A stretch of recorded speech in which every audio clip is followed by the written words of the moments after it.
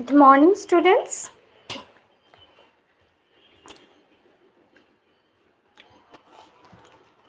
So I'm taking a physiography class and I will be taking the physiography part of India. Today we will be dealing with the Himalayan mountain, Himalayas. Okay.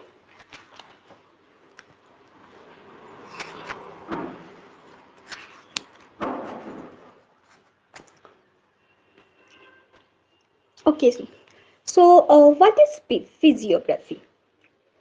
Physiography is that branch of geography which studies the present relief features of the Earth's surface or of natural features in their causal relationship.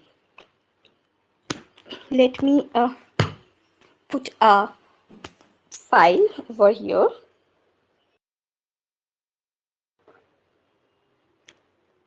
Okay. So it is the branch of geography which studies the relief features of the Earth's surface. What are the relief features? Is it high? Is it low? Okay. How the relief features are there? So it is like that. And both endogenic and exogenic forces have consistently working to shape the present landform on the surface of the earth. You know that two forces are working on the surface of the earth to shape the landform, various types of landforms, endogenic and exogenic. So what are the endogenic forces? Like the tectonic plates moments, okay, the convergence of the plate, the divergence of the plate, these are the endogenic forces. And exogenic forces like the weathering, erosion, these are the exogenic forces. So both these forces are working together to shape the landform. Okay. So yes, so a rough estimate made by the Okay, India has a unique personality with regard to physiography. Yes, because India is a vast country and we can see a different types of physiography present in India. So, a rough estimate made by the Census Commission in 1951, it shows that of the total land area, 10.7% is more than 21.35 meter above sea level and is mountainous. So, mountainous part is 10%. Then hilly area is 18%. 18.6% is hilly area, that is from 305 to 2135 meter. Then 27% is plateau, it is 305 to 915 meter, and the remaining 43% is plain area. So most of India's physiography can be defined as the plain area. Okay. Now, India is divided into 5 physiographic divisions. The first one is the Himalayan mountain, the Great Plain of North India, where we live, the peninsular plateau, the coastal plains, and the islands. Okay. So, right today, I will be discussing all the 5 physiographic division one by one in one class one by one in a class, okay, because these are the vast things what you have to know and you have to remember also. These are very important part. So the Himalayan mountain are also known as the Himadri or Himachal. The Himalayas have attained a unique personality owing to their high altitude, steep gradient. High altitude means very high in height. Okay. Steep gradient. Gradient, you know, the slope. It is very steep. From okay, like this, steep. Like this, steep. Okay. Steep gradient. Then snow-capped summits, deeply dissected topography, youthful drainage, complex geological structure, and the rich temperate flora in the subtropical latitude. Now, the snow-capped summit also, Yes, the Himalayas are covered with the snow-capped summit and deeply dissected topography. Why dissected topography? Because the rivers are running through it. Okay, and also youthful drainage. The rivers are running, complex geological structure, and the rich temperate flora. Yes, rich temperate flora you can see like the coniferous tree, the pine trees. You can see in this subtropical latitude.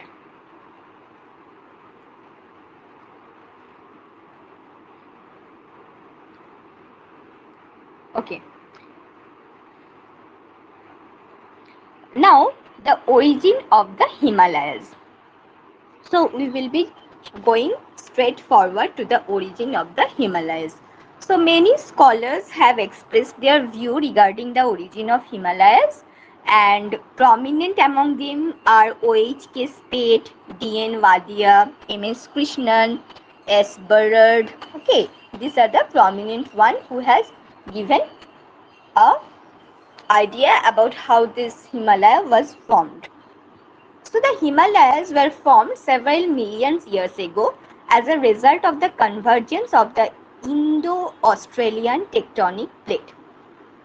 So if you have attended the the plate tectonic part, which I am teaching you in oceanography, then you might have known about this plate.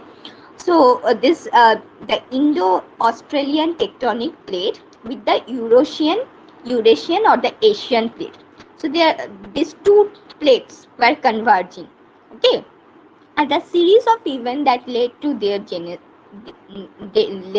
genesis and evolution are listed chronologically below.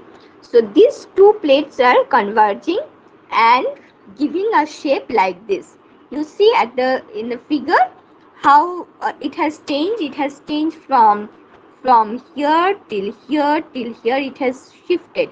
Okay, then it is now in the present tense. It is here. Next is formation of Himalayas. Now existence of Pangaea and Panthalassa. Okay, now how these Himalayas are formed. I will be explaining this diagram, how it is formed. Now around 250 million years ago, there existed a supercontinent called Pangaea.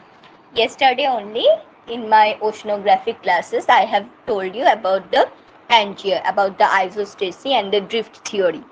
What is this Pangaea and Panthalassa? Pangaea, a giant formation of land under which all the continents of the world are attached together as a monolithic structure. Only one, monolithic means one structure.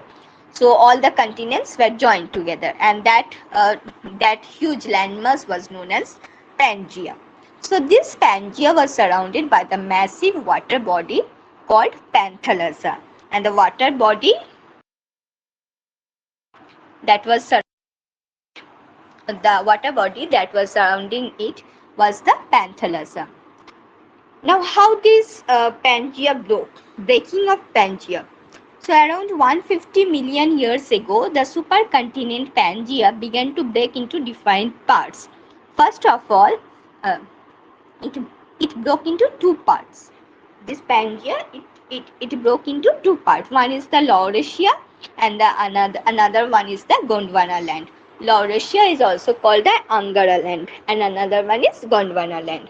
So Laurasia or Angara land is the northern part of the Pangaea and was called the Angara land. The northern part was called the Angara land or Laurasia, and it consisted of the landmass that contained present-day North America, Europe, and Asia.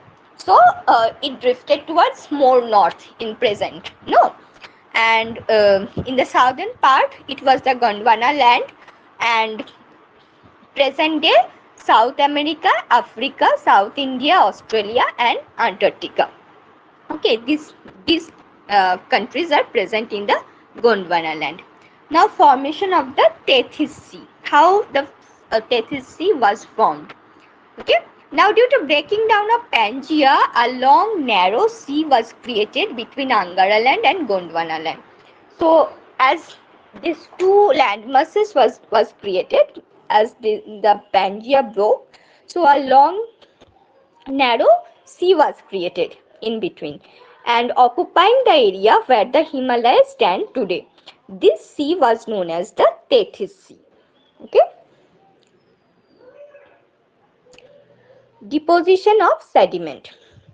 Now, during the course of time, huge amounts of sediments were deposited in the bed of the Tethys Sea by the river flowing from Angara land as well as Gondwana land. So, the rivers were flowing from Angara land and also the Gondwana land. So, the rivers brought down the sediment and it was deposited in the Tethys Sea. Okay. Now, these sediments only got uplifted as a fold mountain. I'm reading it out. Breaking down of Gondwana land and Angara land. The Gondwana land and Angara land were further broken down into different smaller land masses.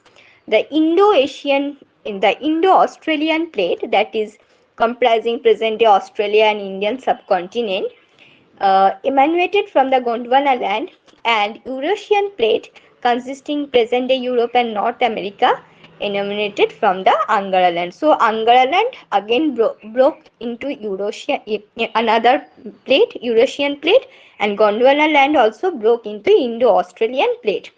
Okay, so there are further breaking down. Now convergence of these Indo-Australian and Eurasian plates. Now when it further broke down, this Indo-Australian and Eurasian plate, they converge. So the conventional current generated in the mantle of the earth made the Indo-Australian plate drift northward towards the Eurasian plate. So Eurasian plate was in the northern part, if you remember that. Okay, and Indo-Australian plate. Okay, just a minute.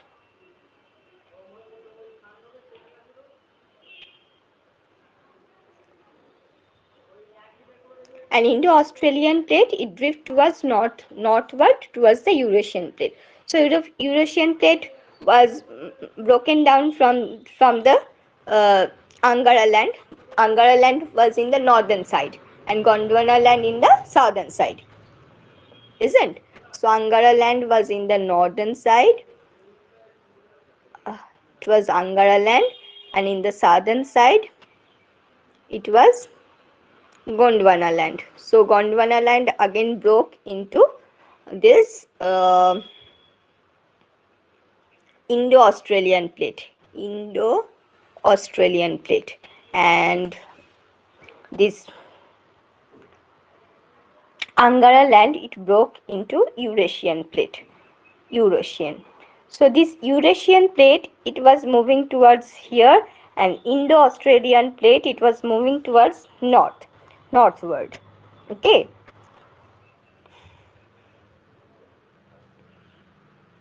Understood the drawing?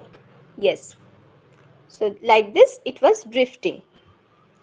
So the convectional current that was present in the mantle, they forced the Indo-Australian plate to drift towards the Eurasian plate, and this drift continued for millions of years, leading to the convergence of the two plates across the Tethys Sea.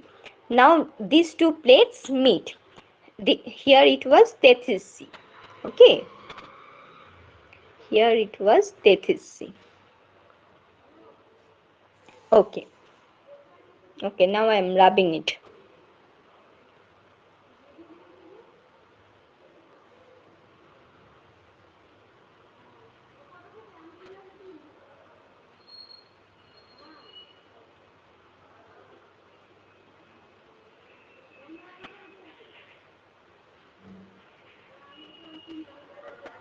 Okay.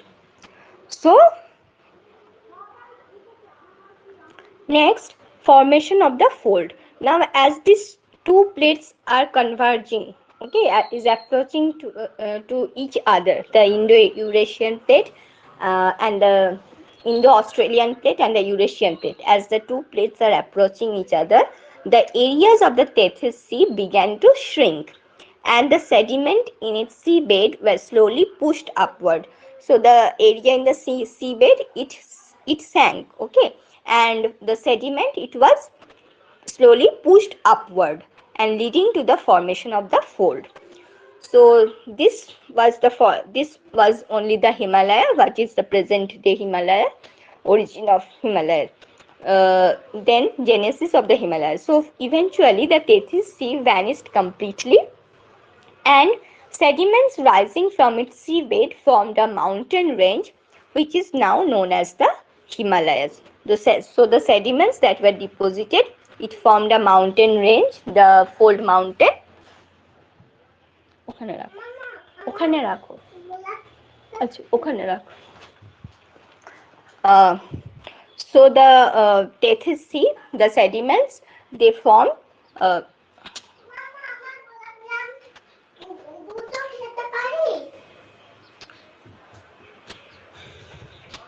sorry, okay, so these sediments, they are, so it led to the rising of the Himalaya. Okay, now it is to be noted that convergence of the tectonic plates continues till date. Now also the two converging plates are converging. Okay, the two plates are converging, the Indo-Australian and the Eurasian plates are converging now also, and leading to the rising of the Himalayas by about 5 millimeter per year even now. So now also the Himalayas are rising like 5 millimeter per year. Okay, it is very slow, but the process is still going on. The next is the division of the Himalayas.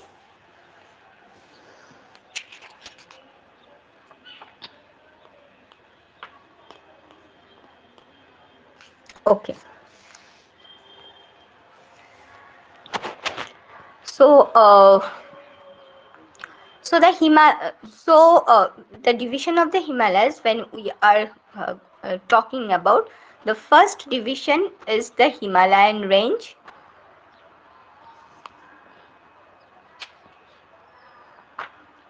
Then comes the Trans-Himalayas, and then the Eastern Himalayas or the Purvanchal. So Himalayas can be divided into three part: the Himalayan ranges, the Trans-Himalaya, and the Eastern Himalaya. Okay.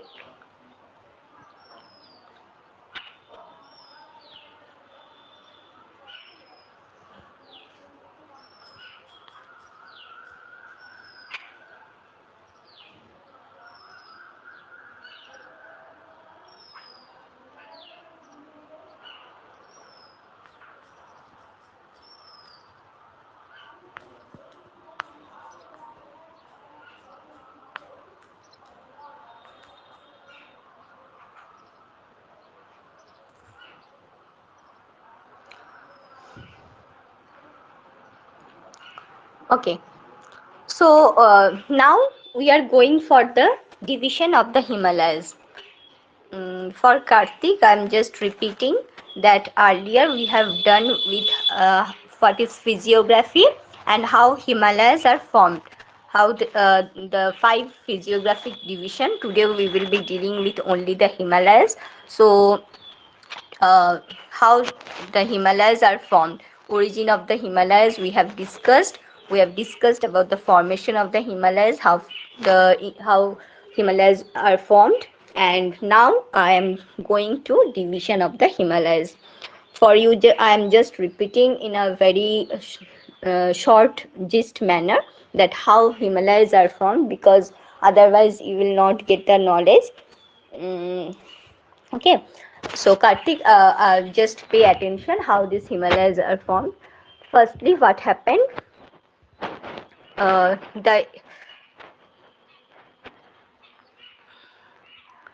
You can see here that at first, about 250 million years ago, there was a supercontinent named Pangaea and a water body that is called the Panthalassa. So the Pangaea broke into two different parts. One is the Laurasia. Laurasia it is the northern part is called the Laurentian or Angara land, and southern part is called the Gondwana land. Okay, so the southern part, it consists of today's South America, Africa, then South India, Australia, Antarctica. Then as the two part has broken, the Angara land and Gondwana land, there was formation of the Tethys Sea, and the Tethys Sea was formed, and the rivers from the Angara land and Gondwana land, they brought sediment to the Tethys Sea, and so the sediments were deposited on the Tethys Sea. Now what happened? Then again the Gondwana land and the Angara land, it broke.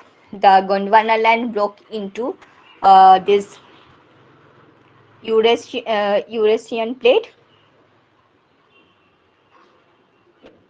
Screen is getting blur. How? Okay. Why? Just a minute. Then I'm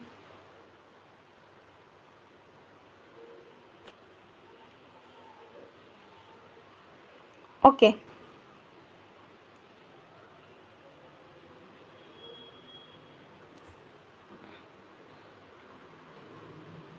Again, I'm uploading the PDF.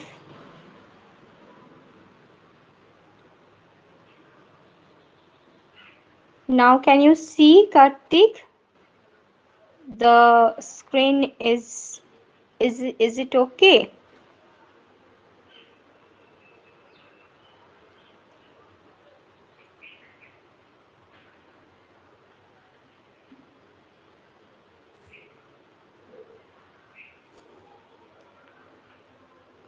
Okay. Okay, fine. So now you are getting, no? So now what happened? So this, I was telling that this again, this Gondwana land and Angara land was broken down, and the Indo-Australian plate from Gondwana land broke into one Gondwana land and Indo-Australian plate, and Angara land broke into the Eurasian plate. So these two plate, the Indo-Australian plate and the Eurasian plate, it was moving towards, approaching towards each other, and as these two plates converge, there was convergence of these two plates across the Tethys Sea. Okay, and the sediments that were deposited in the Tethys Sea, the crust, okay, the area of the Tethys Sea, they began to shrink, and the sediments in the seabed, they were slowly pushed upward and forming the fold, and this fold is actually the fold mountain what we see today as Himalayas. So like this, the Himalayas were formed. Now also the two plates are converging, and the Himalayas is rising by like 0. Like 5 millimeter per year. Okay, so this is about the formation of Himalayas. Now I will be discussing the division of the Himalayas. So the Himalayas are divided into three parts. One is the Himalayan range, the Trans-Himalayan, and the Eastern Himalayan. Okay. So the Himalayan range, first we will be discussing the Himalayan range. So this is also known as the Himadri or Himaga. The Himalayan range is the youngest mountain range in the world and consists mostly of the uplifted sedimentary and metamorphic rock. Okay, so the Himalayan range is composition is the sedimentary and metamorphic rock. Then boundaries, the northward by the Karakoram on the Hindu Kush, and southward by the Indo-Gangetic plain. This is the boundary of the Himalayan range. Actually what comes, first it comes the Trans-Himalayan, then the Himalayan range, and then the Purbanchal range. Okay, it comes like this. So now we are reading about this middle one. Okay, so it is the northward, its boundary is obviously the Hindu Kush and the Karakoram range, this one. that falls in the Trans-Himalayan, and in the southwards, this by the Indo-Gangetic Plain. So the southern boundary of the Himalayas is well defined by the foothills, but the northern boundary is rather obscure and merges with the edge of the Tibet Plateau. Now extend the range of main Himalayas stretches for a distance of about 2,400 km from the Indus Gorge in the west to the Brahmaputra Gorge in the east. So it is like 2,400 km from here Indus, okay, from here Indus to the Brahmaputra. Here it is Brahmaputra. With the Himalayan mountain ranges are wider on the western side as compared to the eastern side. You can see here the western side, it is so much wide as compared to the eastern side. Okay.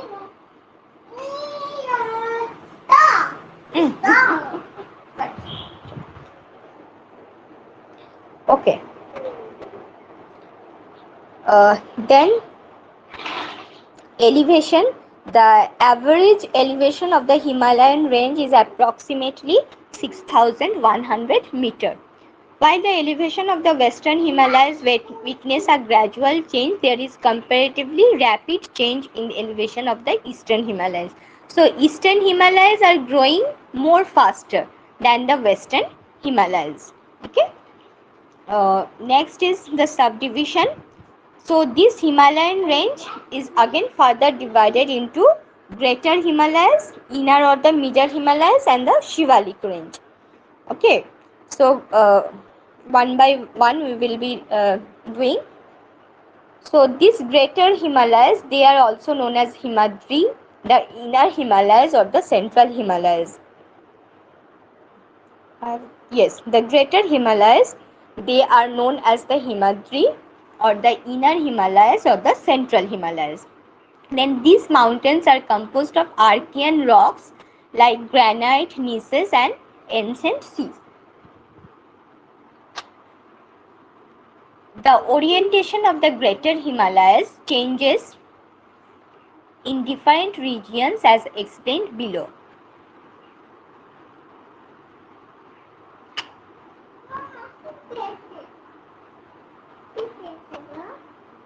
Just a minute, I think.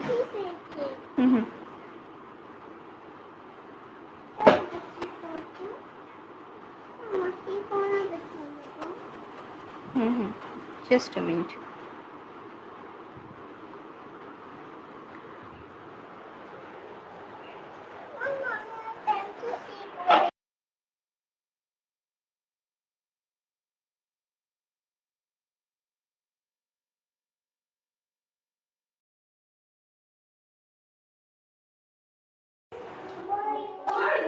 Okay. So the orientation of the Greater Himalayas, the mountains are composed of the Archean rocks like granite, gneisses, this type. And the orientation of the Greater Himalaya ranges is different in different regions as explained below. Like they extend towards the southeast across the region northern Pakistan, northern India and Nepal. Thereafter they curve eastward across the region of Sikkim and Bhutan. Finally, they turn towards the northeast across the region of northern Arunachal Pradesh. They comprise several of the world's highest peaks. Some of the prominent peaks in the Greater Himalayas from west to east include Nanga Parbat, Mount Everest, Kanchenjunga and Namcha Barua. And the orientation of slope in this range is very steep towards the north and gentle towards the south. So these are all about like information basis what you have to grasp it. Nothing to explain because you know everything is written in a very easy way, easy language. Just you have to remember how the Greater Himalayas is there. Okay. And you have to remember the fact also, that how much width is there, what is the elevation, this thing. Next is the lesser Himalayas or the lower Himalayas. So their mean elevation is like 3,500 to 5,000 meter, and their average width is about 60 to 80 kilometer. Now prominent range that comes in this middle Himalayas are the Nag Tibba Mahabharat range, then the Pir Panjal and the Mussoorie range. And the important rivers that comes in this inner or middle Himalayas are Jhelum and Chenab. Okay, so now the question comes like this, that what are the two which rivers are there in the middle Himalayas? Option 1 Jhelum and Chenab, option 2 Jhelum and Bees. Okay, like this the option will come in the MCQ type. So just remember that which rivers are flowing through which range.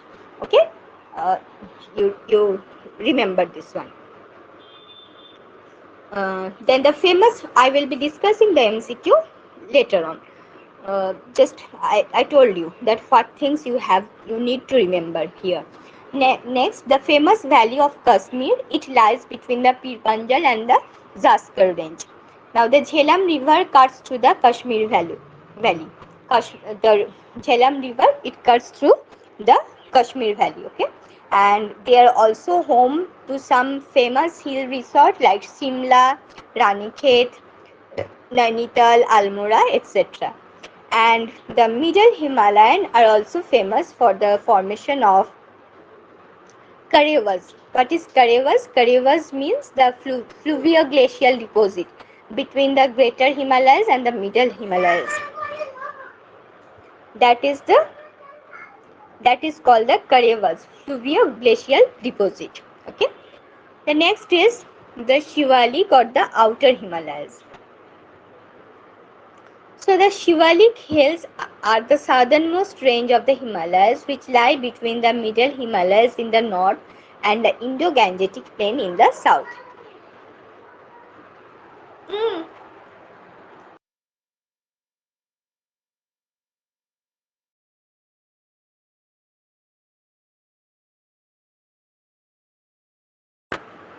Okay, sorry for interrupting.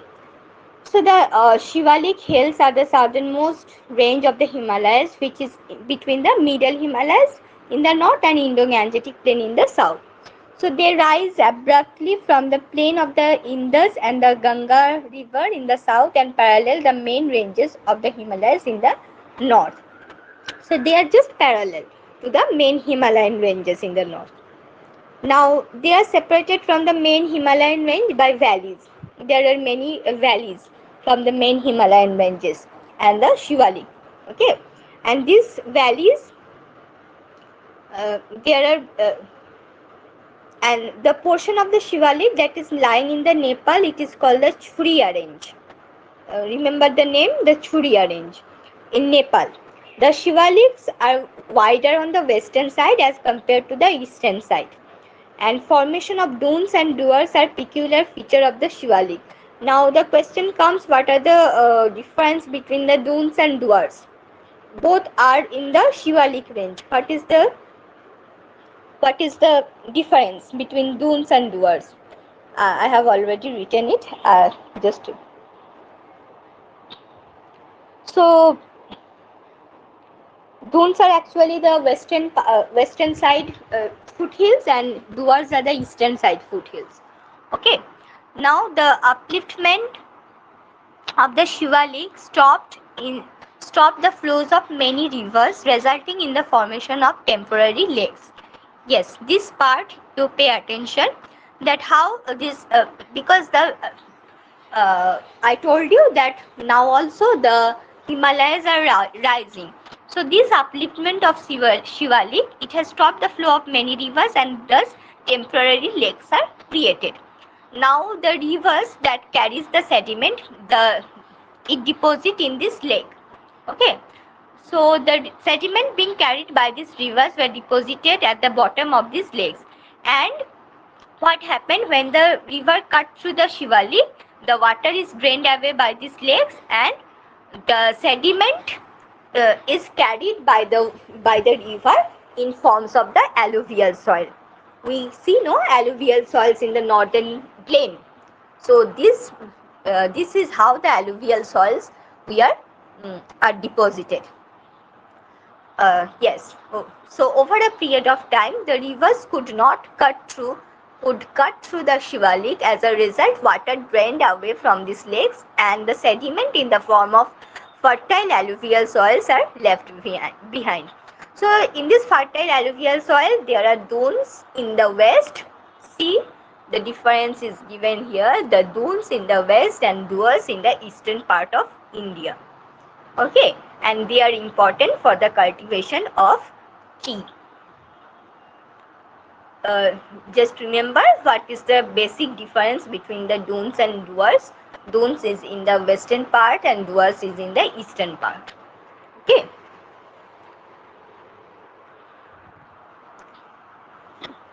and it is best for the tea cultivation. Now comes the Trans-Himalayan. So the Trans-Himalayan, I told you that it is the northernmost part of the Himalayas. The Himalayan range comes in the middle and the Purvanchal comes in the southern, means eastern Himalayas, the part. So it is the northernmost part, the Trans-Himalayan. So its name is given denoted to the Himalayan range which are north of the Great Himalayan range. It stretches in the east-west direction for a distance of about 1000 kilometers. I have given a map over here. If you can see the map, you can see that the Trans-Himalayan. Let me spread the map. You can see here. Here, see, Karakoram range is there.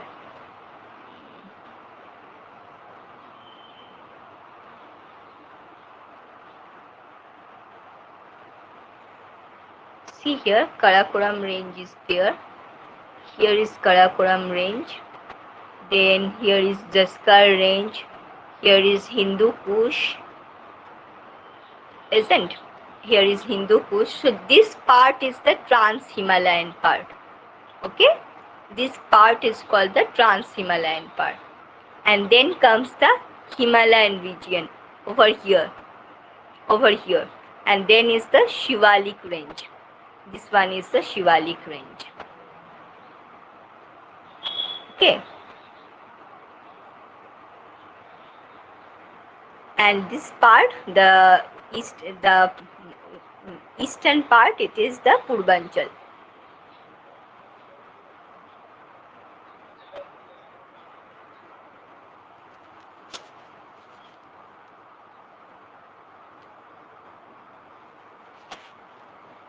So how to make the arrows?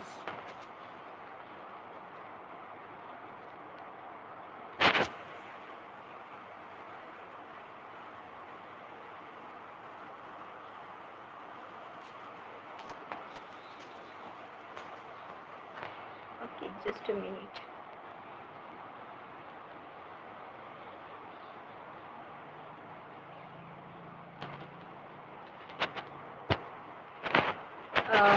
Just a minute, I cannot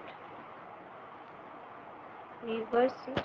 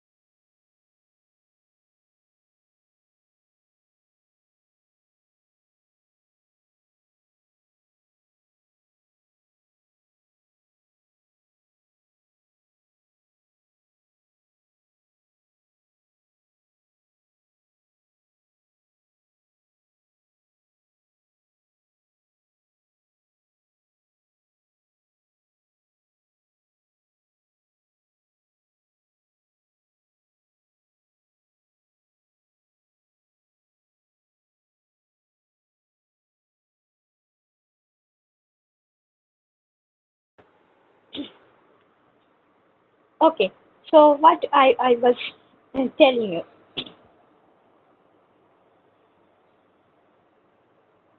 we're doing about the dunes and the dwarfs. Now we will be going to the Trans Himalayan. So Trans Himalayan, I have showed you how the Zaskar range and the Ladakh range. Yes.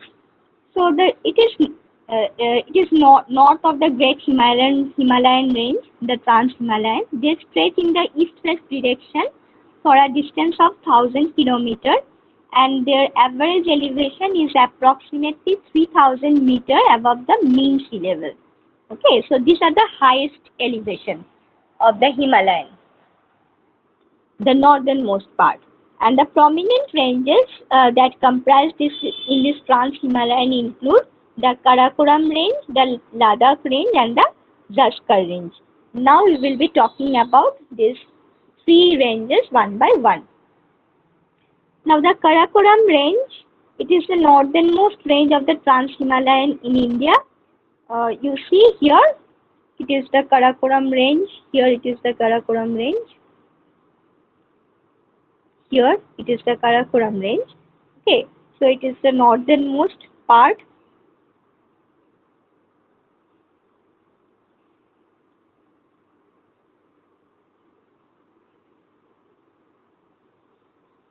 Now it forms India's boundary with Afghanistan and China, and the average width of this range is about 110 to 130 kilometers. So it is home to some of the highest peaks and the largest glaciers in the world also, like K2. K2 is also known as, Mount Godwin Austen, and it lies in this range only, in Karakoram range, and it is approximately 8,611 meter high and second highest peak in the world. Now Siachen Glacier and Remo Glacier are also prominent glaciers in this range. Remember the name of the glacier of the Karakoram range, the Siachen Glacier and the Remo Glacier. Next is the Ladakh range.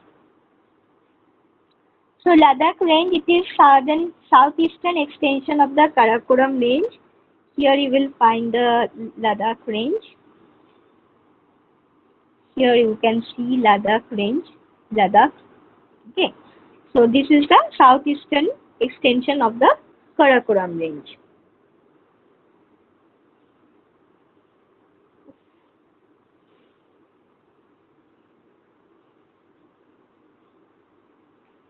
Now it forms, so from the mouth of the Shyok River in north of Kashmir, it extends in the southeast direction towards the Indo-Tibetan border. So from Shyok River in Kashmir to the Indo-Tibetan border. Now the Deosai mountain, situated towards the southeast of the Indus River in Pakistan occupied Kashmir, are occasionally considered as a part of the Ladakh range. The Kailash range in western Tibet is also considered as westward extension of Ladakh range. Next, we will be talking about the Zaskar range. Now, Zaskar range, it is more or less parallel to the Great Himalayan range. This range extends in the southeast direction from the Suru River to the upper Karnali River. And Kermit Peak is the highest peak in this range. It is about 25,446 feet. Now we will come to the Purbanchal or the Eastern Himalayas. The Himalayas which lie in the northeastern states of our country. Okay. So towards the region of the Dhulang Gorge, the Himalayas take a rapid southward turn because of the syntextial bends. You can find here that it is turning towards south. Okay, due to this syntextial bend.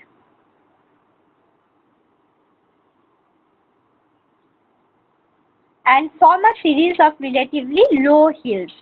Collectively, these hills are known as the Purbanchal, and they are located in the eastern part of India.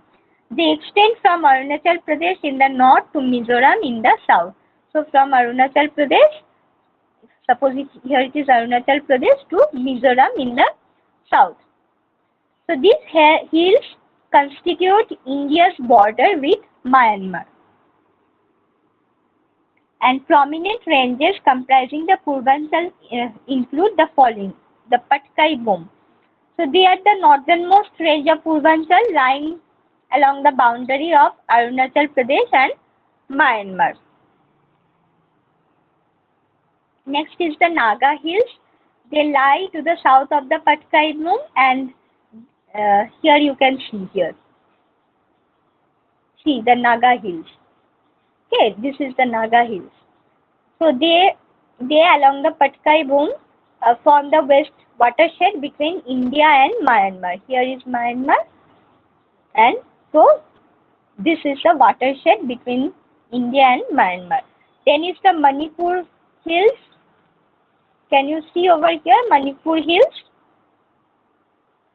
So they are situated to the south of the Naga Hills, and the Barail range splits the Naga Hills from the Manipur Hills. Next come the Mizo Hills or the Lushai Hills. So they lie to the south of the Manipur Hills. Okay. Now we will be dividing this Himalaya only on the basis of region. So the regional division of the Himalayas. Based on the longitudinal extent, the Himalayas have been divided into 4 regional divisions. One is the Punjab Himalayas, Kumaon Himalayas, Nepal Himalayas, and the Assam Himalayas. You have an idea that where the Punjab Himalayas will lie, obviously, in the very northernmost area. Then will come the Kumaon Hills, where you get this Rani Khet, okay, Gharwal also it is called. And then it will come the Nepal Himalayas, and then this is the Assam Himalayas. This part is the Assam Himalayas. So the Punjab Himalayas, it lies between the Indus River in the west and the Satluj River in the east.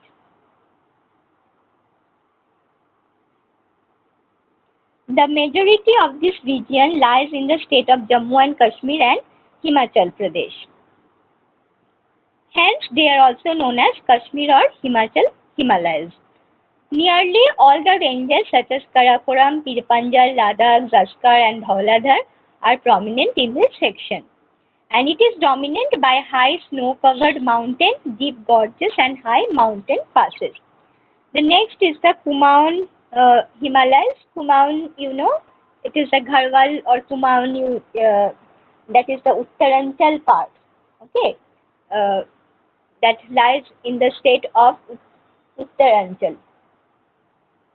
So it lies between the Satluj River in the west and Kali River in the east. It is also known as the Gharwal Himalayas in the west. As compared to the Kashmir Himalayas, this region is more loftier. And prominent peaks that lies in this range is the Nanda Devi, Trishul, Kedarnath, Badrinath, etc. And also there are hill stations like Nainital, Ranikhet, Almora. Okay. Next is the Nepal Himalayas. Now the Nepal Himalayas, it stretches from the Kali River. So Kumaon Himalayas is ending in Kali River, and Nepal Himalayas is starting from the Kali River. This is how you will remember it. Okay. So it stretches from the Kali River in the west to the Tista River in the east. A majority of this section lies in Nepal. Therefore, it is called Nepal Himalayas. And this section is dominated by some of the tallest peaks in the world, like the Mount Everest, Kanchenjunga, Dhaulagiri, and famous Valley of Kathmandu. It is located in this region. Next is the Assam Himalayas. So it is a sector of Himalayas that lies between the Tista River in the west and the Brahmaputra River in the east. In India, it covers the states such as Assam and Arunachal Pradesh. This sector is much lower in elevation as compared to the Nepal Himalayas. Yes, the Purvanchal Himalayas are actually lower. They are the low hills. We call it what? Garo Khasi Naga Jaintia hills. So this is actually the Assam part. So this sector, the Himalayas make a sudden turn towards the south in the region of Arunachal Pradesh. Hence, the ranges in Assam Himalayas region are arranged in north-south direction. So prominent peak in this region include Namcha Barwa, Gaila Ferry, Kento, and Naigi Kangsang. And Namcha Barwa, it is the highest peak in this region.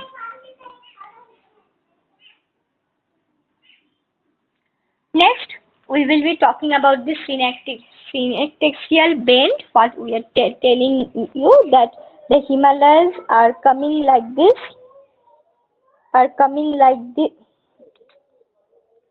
It is coming like this, and then it is bending towards, like here. So this is called the syntaxial bend. Okay.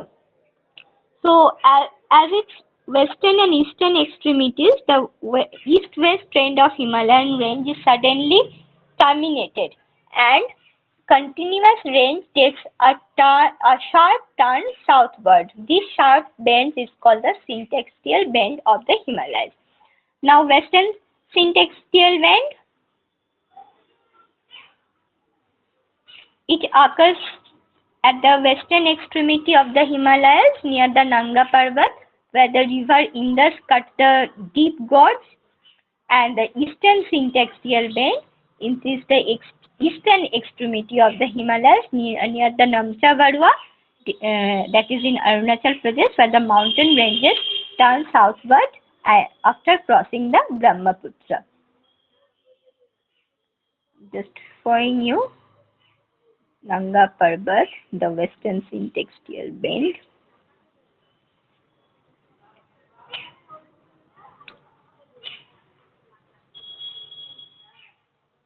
Here it is. Yes, see over here. This is the Nanga Parbat. So from Nanga Parbat, see, it is bending like this. It is like bending over here in the western side. So this is the western syntaxial bend, and this part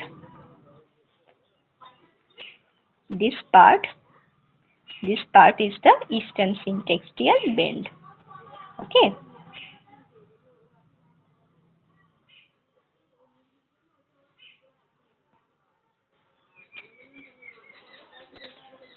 Okay.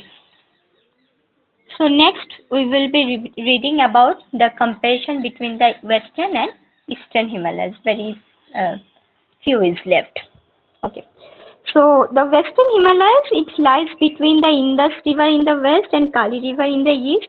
The eastern Himalayas from Tista River in the west to easternmost extent of the Himalayan ranges. Gradient, it is actually gradual, and eastern Himalayas, it rise abruptly. Precipitation in the western Himalayas, it is less, about 1/4 of that of eastern Himalayas. In eastern Himalayas, it is high rainfall. Vegetation we found in the western Himalayas, it is coniferous forest and alpine forest, and in the eastern Himalayas, it is the evergreen forest, temperate broadleaf forest, and alpine forest. And in terms of biodiversity, the western Himalayas lag behind the eastern Himalayas because eastern Himalayas have high level of biodiversity, and there are many biodiversity hotspots also. Now, what are the significance of the Himalayas? The first and foremost significance of the Himalayas is the climatic influence. So these ranges significantly affect the climate of India because, first of all, it acts as a barrier to the rain-bearing southwest monsoon wind, and the southwest monsoon wind. The Himalayas act as a barrier to the southwest monsoon wind, and so the entire country have rainfall. And it also protects the cold Siberian wind from the north. So it protects the country from the from getting into a cold desert. The next is the security. So these ranges have been protecting India from outside forces. Okay, it acts as a barrier to the outside forces. Next is the perennial source of water. As the ice melt, it is, as glacier melt, it is the perennial source of water for the rivers. Then forest, where it has a rich forest content, no? It has a wide variety of flora and fauna. Then agriculture also, it helps in agriculture because it does not provide excessive plains for agricultural land, but the slopes of the mountain, they provide for the agricultural purpose. Then there are a lot of minerals also, like the lead, zinc, nickel, cobalt, they are found in the Himalayas, and hydroelectricity. So the rivers that is flowing from the Himalayas, they are fast flowing rivers, and due to the rugged topography, the hydroelectricity can be generated. So these are the significance of Himalayas. Now, if you have any question regarding this, you can ask me. Or if you have any doubt, any clarification if you need, you can ask me.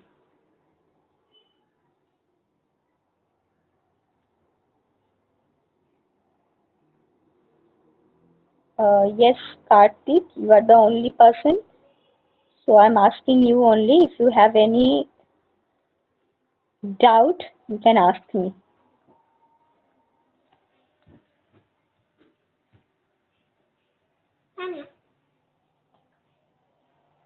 Do you have any question?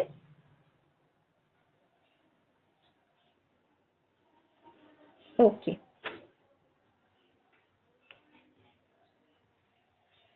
So next day, please prepare this. I will do some MCQ from here.